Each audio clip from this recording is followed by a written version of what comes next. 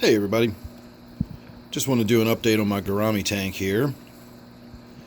Not too long ago I put some Bala sharks in there. You can see all 6 of them right there front and center. And when I put them in here, they had come from a quarantine tank, and only after removing them and putting them in this tank did I realize that some of the other fish in the quarantine tank had ick pretty badly. So they were in there for 2 full days with the infected fish.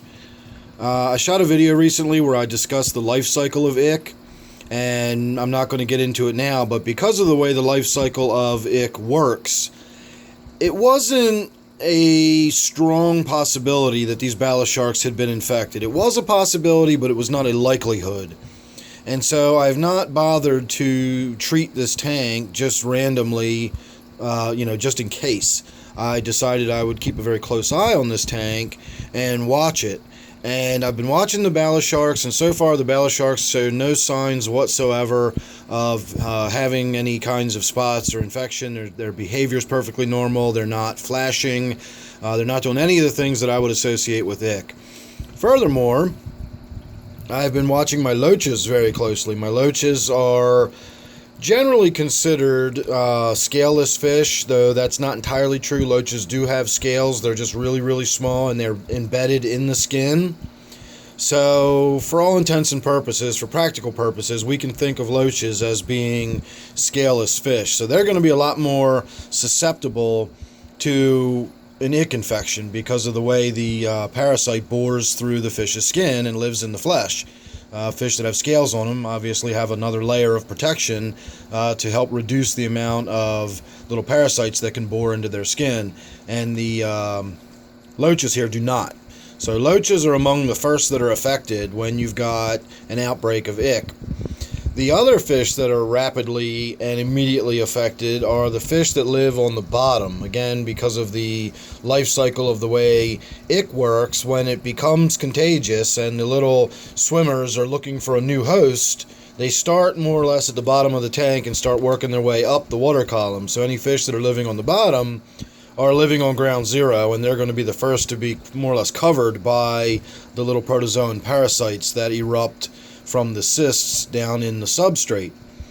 So far so good. It's been a couple of weeks and I've seen no signs whatsoever, and at the temperature this tank runs, again, if you refer to the other video where I discussed the life cycle, a tank at this temperature, and this tank is in the low 80s most of the time, between 80 and 82 degrees, I would definitely be seeing some sorts of signs of infection by now on some of the fish somewhere in this tank, and I'm not seeing anything. I'm not seeing it on any of the bottom-dwelling catfish. I'm not seeing it on any of the original fish that would have been the carriers had they been infected, and I just don't think they're infected. So my high alert is being stood down just a little bit. I'm still going to keep my eye on it. You never know. It could be just a little bit got in there and it's going to be slow to get started. It's a snowball effect. Each cycle gives you much more than the last cycle. And when I say cycle, I mean the life cycle of ick.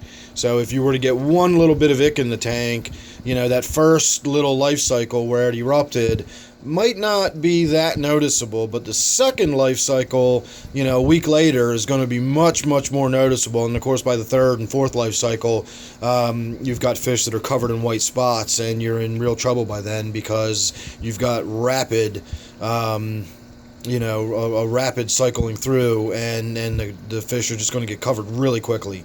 So after 2 weeks, I'm pretty much feel like I'm in the clear, but as I said, I'll keep my eye on the tank for another week or two before I'll just stop worrying about it altogether, provided, of course, nobody turns up with ick. So make sure you're subscribed. You won't miss any of the updates I got on this tank. I am planning on doing another one of my Around the World updates. Just don't have time to get to it tonight, but I am going to shoot one other short video tonight, and if you're subscribed, you won't miss that or anything else I got. So don't forget, this is my Gourami tank. Thanks for watching. Hope you enjoyed. I'll see you real soon in the next one.